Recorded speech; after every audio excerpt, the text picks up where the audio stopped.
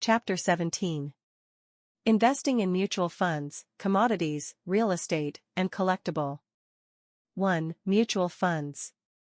As defined in the Chapter 12, a mutual fund is a portfolio of securities, consisting of one type of security or a combination of several different types. A fund serves as a convenient way for an investor to have a diversified portfolio of investments in just about any investable asset. The oldest mutual fund is believed to have been founded by Adriaan van Katwijk in 1774. Katwijk invited investors to contribute to a trust fund to spread the risk of investing in foreign bonds. The idea moved from the Netherlands to Scotland to the United States, where the Boston Personal Property Trust established the first mutual fund in 1893. The mutual fund's popularity has grown in periods of economic expansion. At the height of the stock market boom in 1929, there were over 700 mutual funds in the United States. After 1934, mutual funds fell under the regulatory eye of the Securities and Exchange Commission, SEC, and it wasn't until the 1950s that there were once again over 100 mutual funds in the United States. Mutual funds multiplied in the 1970s, spurred on by the creation of IRAs and 401k retirement plans, and again in the 1980s and 1990s, inspired by economic growth and the tech stock boom.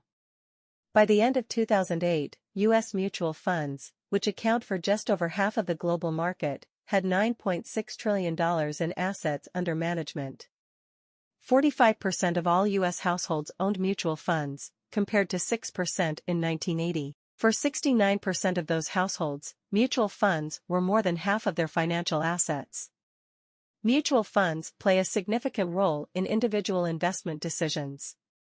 A mutual fund provides an investor with cheaper and simpler diversification and security selection, requiring only one transaction to own a diversified portfolio, the mutual fund. By buying shares in the fund rather than individual securities, you achieve extensive diversification for a much lower transaction cost than by investing in individual securities and making individual transactions. You also receive the benefit of professional security selection, which theoretically minimizes the opportunity costs of lesser choices. So by using a mutual fund, you get more and better security selection and diversification. A mutual fund also provides stock and bond issuers with a mass market. Rather than selling shares to investors individually and incurring the costs of doing so, issuers can more easily find a market for their shares in mutual funds. 1.1 Structures and types of mutual funds. Like stocks and bonds, mutual funds may be actively or passively managed. As you read in Chapter 15 and Chapter 16, actively managed funds provide investors with professional management and the expected research, analysis, and watchfulness that goes with it. Passively managed index funds, on the other hand, are designed to mirror the performance of a specific index constructed to be representative of an asset class. Recall, for example, that the Standard & Poor's S&P 500 index is designed to mirror the performance of the 500 largest large-cap stocks in the United States. Mutual funds are structured in three ways. 1. Closed-end funds. 2. Open-end funds. 3. Exchange-traded funds. Closed-end funds are funds for which a limited number of shares are issued. Once all shares have been issued, the fund is closed so a new investor can only buy shares from an existing investor. Since the shares are traded on an exchange, the limited supply of shares and the demand for them in that market directly determines the value of the shares for a closed-end fund. Most mutual funds are open-end funds in which investors buy shares directly from the fund and redeem or sell shares back to the fund. The price of a share is its net asset value, NAV, or the market value of each share as determined by the fund's assets and liabilities and the number of shares that exist. Here is the basic formula for calculating NAV. NAV equals market value of fund securities minus fund liabilities, divided by number of shares outstanding. Demand for shares is reflected in the number of shares outstanding, because the fund can create new shares for new investors. NAV calculations are usually done once per day at the close of trading, when mutual fund transactions are recorded. The NAV is the price that the fund will pay you when you redeem your shares, so it is a gauge of the share's value. It will increase if the market value of the securities in the fund increases faster than the number of new shares. Exchange-traded funds (ETFs) are structured like closed-end funds but are traded like stocks. Shares are traded and priced continuously throughout the day's trading session, rather than once per day at the end of trading. ETFs trade more like individual securities, that is, if you were trying to time a market, they are a more nimble asset to trade than open-end or closed-end funds. Originally designed as index funds, exchange-traded funds now target just about every asset, sector, and economic region imaginable. Because of this, ETFs have become quite popular, with over $529 billion invested in over 700 funds, as of April 2009. Figure 17.2 compares the features of closed-end funds, open-end funds, and ETFs. Shares of closed-end funds and exchange-traded funds are bought and sold on exchanges, much like shares of stock. You would go through a broker to make those transactions. Shares of open-end funds may be bought and sold directly from the fund sponsor, a mutual fund company or investment manager such as Fidelity, Vanguard, Janus, T. Rowe Price, or Teachers Insurance and Annuity Association College Retirement Equities Fund, TIAACREF. You can make those transactions at any of the company's offices, by telephone, or online. About 40% of all mutual fund transactions are done directly, without a broker, through a retirement plan contribution or a mutual fund company. Some other types of mutual funds are shown in Table 17.1. Some research companies, such as Morningstar, track as many as 48 different categories of mutual funds. 1.2 Mutual fund fees and returns. All funds must disclose their fees to potential investors, sales fees, management fees, and expenses. A load fund charges a sales commission on each share purchase. That sales charge, also called a front-end load, is a percentage of the purchase price. A no-load fund, in contrast, does not charge a sales commission, because shares may be purchased directly from the fund or through a discount broker. The front-end load can be as much as 8.5%, so if you plan to invest often or in large amounts, that can be a substantial charge. For example, a $5,000 investment may cost you $425, reducing the amount you have to invest and earn a return. A fund may charge a back-end load, actually a deferred sales charge, paid when you sell your shares instead of when you buy them. The charge may be phased out if you own the shares for a specified length of time, however, usually 5 to 7 years. A fund may charge a management fee on an annual basis. The management fee is stated as a fixed percentage of the fund's asset value per share. Management fees can range from 0.1% to 2% annually. Typically, a more actively managed fund can be expected to charge a higher management fee, while a passively managed fund, such as an index fund, should charge a minimal management fee. A fund may charge an annual 12b-1 fee or distribution fee, also calculated as not more than 1% per year of the fund's asset value. Some mutual funds charge other extra fees as well, passing on fund expenses to shareholders. You should consider fee structure and rate when choosing mutual funds, and this can be done through calculations of the expense ratio. Taken together, the annual management, distribution, and expense fees are measured by the expense ratio, the total annual fees expressed as a percentage of your total investment. The expense ratio averages around 0.99% for all mutual funds, but it may be more than 2% of your investment's value. That may not sound like much, but it means that if the fund earns a 5% return, your net return may be less than 3%, and after taxes, it's even less. When choosing a fund, you should be aware of all charges, especially annual or ongoing charges, that can affect your investment return. Say you invest in a load fund with a 5% front-end load and an expense ratio of 2.25%, and suppose the fund earns a 5% return.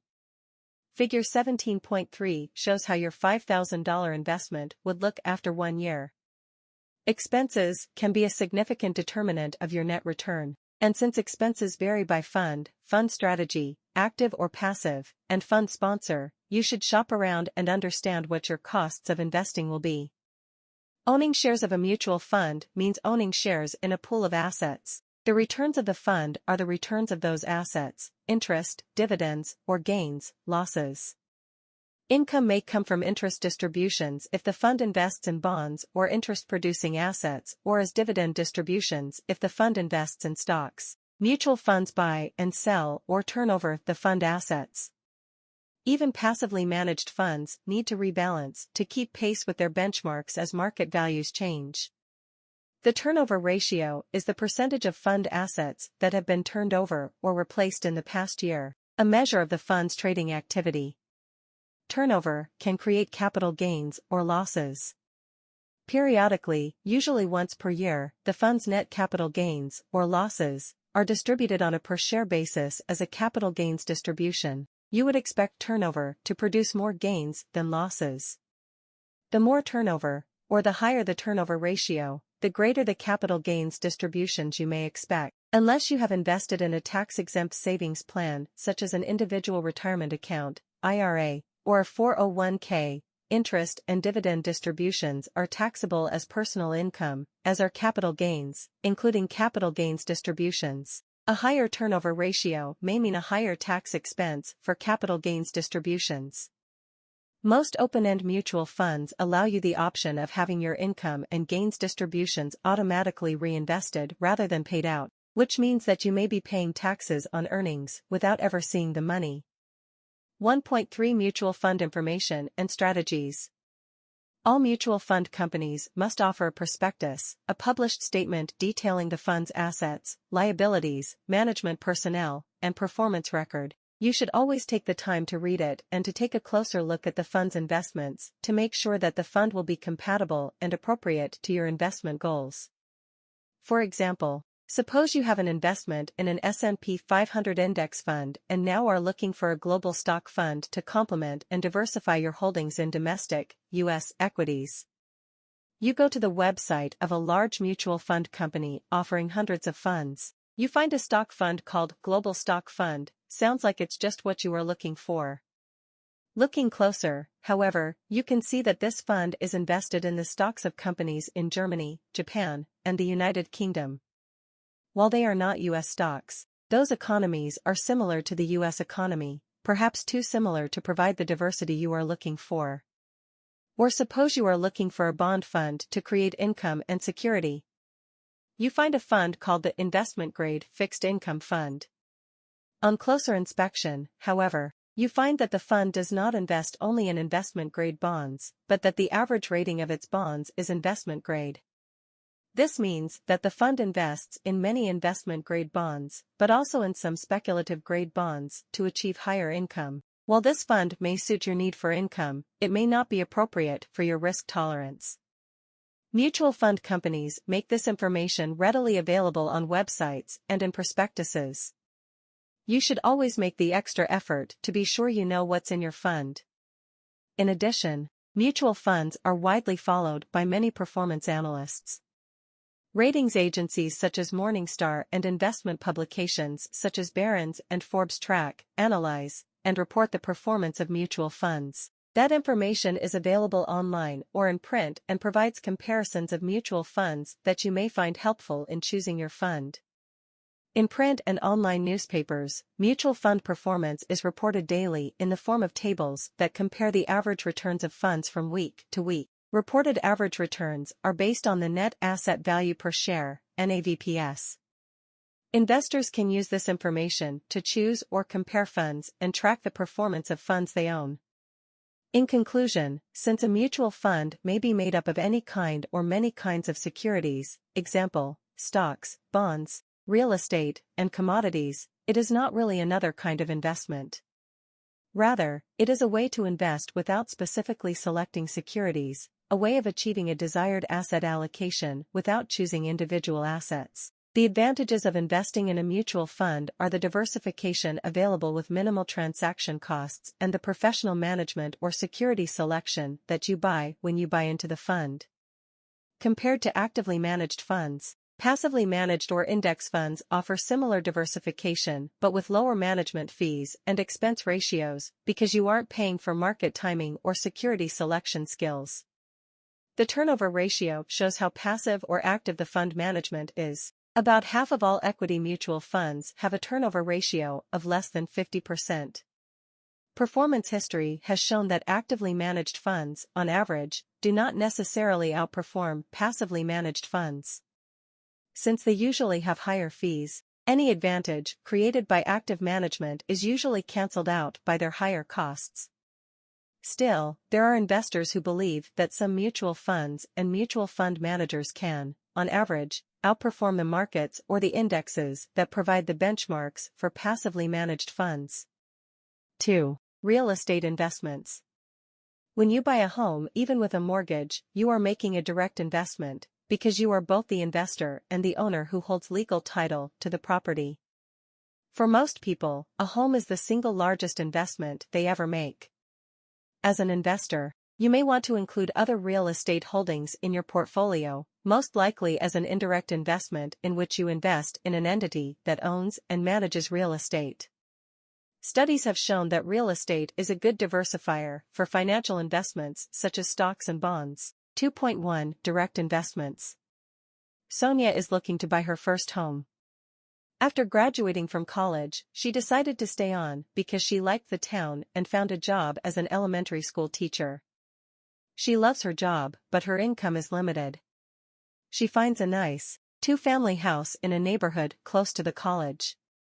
It needs some work, but she figures she can use the summer months to fix it up. She's pretty handy, and renting to students won't be a problem. The tenants will pay their own utilities. Sonia figures that the rental income will help pay her mortgage, insurance, and taxes, and that after the mortgage is paid off, it will provide a nice extra income. Many real estate investors begin like Sonia, buying a rental property that helps them to afford their own home. If you actively manage the rental property, there are tax benefits as well. Of course, you have to provide maintenance services and arrange for repairs, and, in Sonia's case, perhaps give up a bit of privacy. A second or vacation home can be used as a rental property as well, although the tax benefits are less assured. In both cases, the investor is making a direct investment in the property. The advantages to a direct investment are the additional rental income and tax benefits. The disadvantages are that real estate is relatively illiquid, and the investment concentrates your portfolio in one asset class, residential real estate. Conventional wisdom was that real estate was a good hedge against inflation, but the recent burst of the housing bubble, not only in the United States but also worldwide, has cast a shadow on that thinking. Also, to realize the tax benefits, you must actively manage the rental property, and being a landlord is not for everyone. Other direct real estate investments include commercial property, or property exclusively for rent, and undeveloped land. Developers buy property or land and seek to profit from quickly improving and reselling it. Both are more speculative investments, especially if purchased with debt financing. They may also prove to be illiquid and to concentrate assets, making them inappropriate investments for investors without a large and diversified portfolio. 2.2 Indirect investments.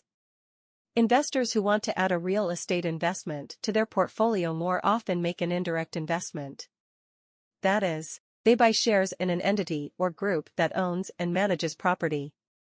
For example, they may become limited partners in a real estate syndicate. A syndicate is a group created to buy and manage commercial property such as an apartment, office building, or shopping mall. The syndicate may be structured as a corporation or, more commonly, as a limited partnership. In a limited partnership, there is a general partner and limited partners. The general partner manages the entity, while the limited partners invest in partnership shares. The limited partners are only liable for the amount of their investment, that is, they can lose only as much as they have put in. Limiting liability is particularly important in real estate, which relies on leverage or debt financing. Investors find syndicates valuable in limiting liability and in providing management for the property. Another form of indirect investing is a real estate investment trust, REIT, a mutual fund of real estate holdings. You buy shares in the REIT, which may be privately held or publicly traded on an exchange. The REIT is a fund invested in various commercial properties. Some REITs specialize, concentrating investments in specific kinds of property, such as shopping malls, apartments, or vacation properties. To qualify as a REIT in the United States, for the allowable tax benefits, a fund must be managed by directors as a corporation or trust, offer transferable shares, not be a financial institution, have at least 100 shareholders, have at least 95% of income from interest, dividends, and property. Pay dividends that are at least 90% of the REIT's taxable income, have at least 75% of its assets invested in real estate, get at least 75% of gross revenue from real estate. An equity REIT invests in property, while a mortgage REIT provides real estate financing. A hybrid REIT does both. REITs do for real estate what mutual funds do for other assets. They provide investors with a way to invest with more liquidity and diversity and with comparatively lower transaction costs. Another way to invest in the real estate market is to invest in the real estate financing rather than the actual real estate. Mortgage-backed securities, MBS, are bonds secured by pools of mortgages owned by large financial institutions or agencies of the federal government. It is difficult to price mortgage-backed securities, to gauge their present and future value and their risk. Like any bond, mortgage-backed securities are vulnerable to interest rate, reinvestment, and inflation risk, but they are also particularly vulnerable to economic cycles and to default risk. If the economy is in a recession and unemployment rises, mortgage defaults will likely rise. When mortgage defaults rise, and the value of mortgage-backed securities falls, because they are complicated and risky, mortgage-backed securities are appropriate only for investors with a large enough asset base and risk tolerance to support the investment. MBS investors are usually institutional investors or very wealthy individuals. 3. Commodities and collectibles. Some investors prefer to invest directly in the materials that are critical to an industry or market, rather than investing in the companies that use them. For example, if you think that the price of oil is going to rise, one way to profit from the higher price would be to buy shares of oil companies that profit by refining oil and selling gasoline, fuels, and other petroleum products. Another way is to buy the oil itself as a commodity. Commodities are raw materials, agricultural products, metals, energy sources, currencies, and so on, that go into producing goods and services. Investing in commodities is a way to profit directly from the raw material rather than from its products. As discussed in Chapter 12, commodities trading is not new. The first commodities exchange in the United States was established in 1848. Because they are or rely on natural resources, commodities have a largely unpredictable supply. They have inherent risk, because they are exposed to changes in weather or geology or global politics. Commodities trading began as a way for commodity producers and consumers to manage their risks. These traders are managing risks going forward, that is, they hedge by buying and selling commodities that they expect to exist in the future. This trading is done using future and forward contracts, types of derivatives, discussed in the Chapter 12. Investing in commodities involves transaction costs and a time limit on realizing your gains, or losses, because derivatives are time-sensitive contracts created with an expiration date. Commodity investing is risky business, because it is done through derivatives, assets whose value depends on the value of another asset. For instance, the value of a contract to buy or sell soybeans at some time in the future depends on the value of the soybeans. When you invest in a derivative, you are taking on the risk of both contract and the asset that it depends on. One strategy to manage this risk is to invest in both, creating a situation in which one investment can act as a hedge for the other. The way this works is if the underlying asset, the soybeans, gains value, you'll lose on the derivative, the futures contract on soybeans, but if the asset loses value, you can gain on the derivative. One example of this is the pre-buy offer, common in regions where homes are heated by oil. When you heat your home with oil, you are exposed to the risk of volatility in the price of oil. This volatility can upset your household budget and, since heat is a necessity, can take away from your other spending needs. You could guarantee your winter's cost of oil by buying it all in the summer, but you would need a huge oil tank to store all that oil until winter. As an alternative and to attract customers, some heating oil suppliers offer a pre-buy deal. During the summer, customers can buy their winter's supply of oil at a set price, and the oil company will then deliver it as needed over the winter months.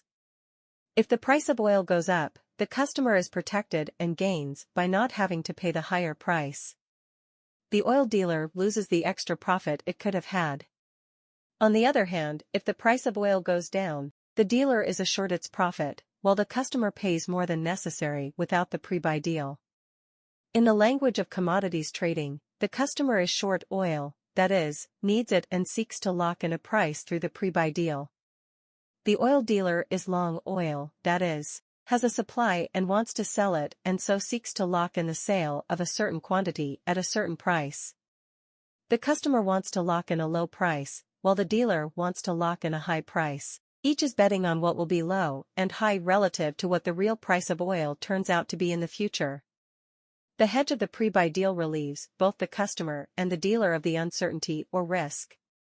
The deal creates its own risks, but if those are smaller than the risk of oil's price volatility, then the dealer will offer the pre-buy, and the customer will take it. When you trade commodities, you are also exposed to the risks of trading in the commodities markets. Another reason that commodities investing is risky for individual investors is because professional commodity investors often take speculative positions, betting on the future price of derivatives without holding investments in the underlying assets. Speculators can influence that future price, which after all is just the market's consensus of what that price should be. For individual investors, the risks of commodities trading often outweigh the advantage of whatever diversification they bring to the portfolio. 3.1 Gold, silver, and precious metals. Historically, gold and silver have been popular investments of individual investors. For thousands of years, gold and silver have been used as a basis for currency value, either minted into coins or used to back currency value. When a currency is backed by gold, for example, or is on the gold standard, there should be a direct relationship between the value of the currency and the value of the gold. In times of inflation or deflation, investors worry that the value or purchasing power of currency will change. They may invest in gold or silver as a more stable store of wealth than the currency that is supposed to represent the metal. In other words, if investors lose faith in the currency that represents the gold, they may trade their money for the gold. Most currencies used today are not backed by a precious metal, but by the productivity and soundness of the economy that issues them. For example, the value of the US dollar is not related to the value of an ounce of gold, but to the value of the US economy. When economic or political turmoil seems to threaten the health of an economy and hence the value of its currency, some investors choose to invest in the gold or silver that seems to retain its value. For that reason, gold or silver has historically been regarded as a hedge against inflation. How exactly do you buy gold? Gold bullion is sold as bars or wafers in units of 1 kilogram or 32.15 troy ounces. Metal dealers and some banks will sell bars or wafers ranging from 5 grams, or 0.16075 troy ounces, to 500 ounces or more. Transaction costs are relatively high, between 5% and 8%, and there is the cost of storing and securing the gold bars or wafers. A more popular way to buy gold is as coins, which are more easily stored and secured. Gold coins are minted by several countries, including the United States, and may be bought from banks, brokers, and dealers for a fee of about 2%. 3.2 Commodity indexes and exchange-traded funds. As with stocks, bonds, and real estate, the most popular way for individual investors to invest in any commodities, including precious metals, is through open-end mutual funds or exchange-traded funds (ETF). The fund may invest in a variety of contracts, diversifying its holdings of the commodity. It has professional managers who understand the pricing of such contracts and can research the market volatility and the global economy. Using a fund as a way of investing in commodities thus provides both diversification and expertise. It can also give you more liquidity as fund shares can be quickly traded into the market. For example, if you expect inflation and want to buy gold, instead of trying to buy gold bars, you could invest in a fund, iShares, an exchange-traded fund, COMEX Gold, or mutual funds, Fidelity Select Gold or Vanguard Precious Metals. These funds allow you to own gold but also to get diversification, expertise, and liquidity, reducing your risk. There are mutual funds or exchange-traded funds for nearly every commodity that is traded. There are also passively managed commodity index funds, similar to stock or bond index funds. Investing in commodities can be a way to achieve asset diversification in your portfolio, because often a commodity, such as gold, is counter-cyclical to the economy, and therefore is counter-cyclical to your stock and bond holdings as well. Commodities may also add significant risk to a portfolio, however, so the advantage of adding them as a diversification strategy may be cancelled out by the additional risk.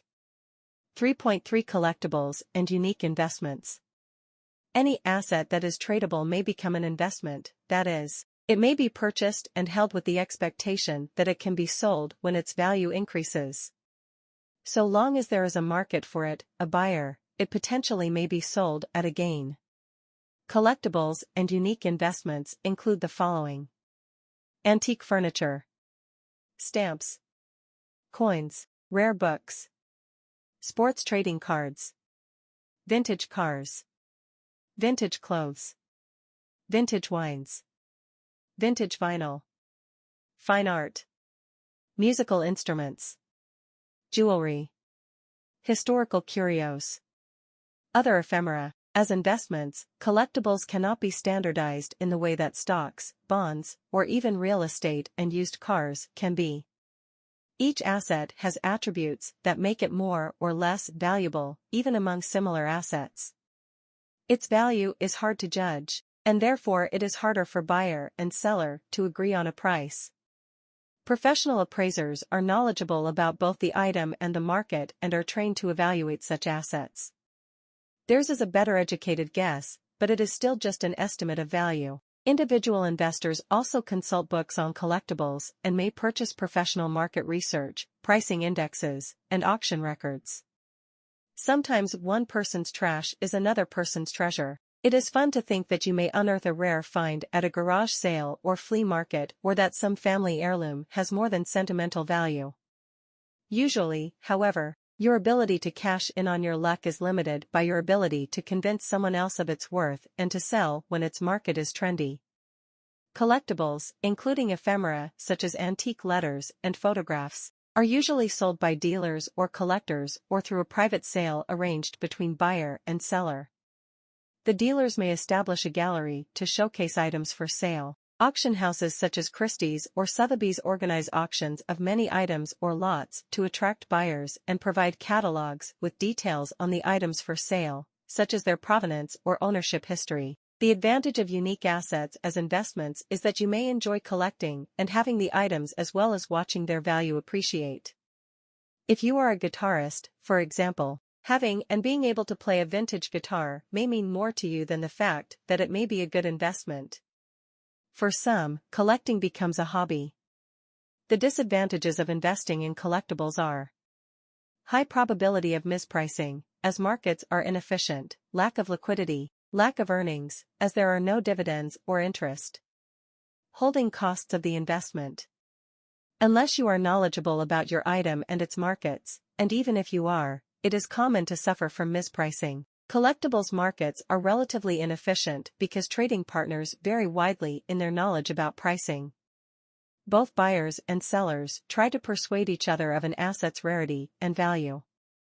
It is easy to be misled and to make mistakes in this market. Online sales and auctions of collectibles at sites such as eBay may be fun for hobbyists, but they typically are not good venues for investors. If you are trading through a dealer, you can check the dealer's reputation through professional organizations, local business bureaus, and internet blogs and websites, especially where customers can provide a rating or critique. You should also always try to find comparable items to compare prices. If feasible, get a second opinion from an independent appraiser. Knowledge is an important bargaining chip. The more you know, the more likely you are to be satisfied with your investment decision, even if you ultimately walk away from the deal. Unique investments may not be readily saleable, or their markets may be subject to trends and fashions that cause price volatility. This means that your investment may ultimately be a source of gain, but that you cannot count on it as a source of liquidity. If you have foreseeable liquidity needs, it may not be appropriate to tie up your wealth in a Chinese vase, autographed baseballs, vintage action figures, or Navajo rugs. There are no dividends or interest paid while you hold collectibles, so if you have income needs you should choose a more useful investment. There are also other costs, such as storage, security, maintenance, and insurance. Your investment actually returns a negative net cash flow, costs you more than it brings in, until you realize its potential gain by selling it. Collectibles can be a source of joy and a store of wealth, and you may realize a healthy return on your investment. In the meantime, however, they create costs so that your eventual return will have to be large enough to compensate for those costs to make them a really worthwhile investment.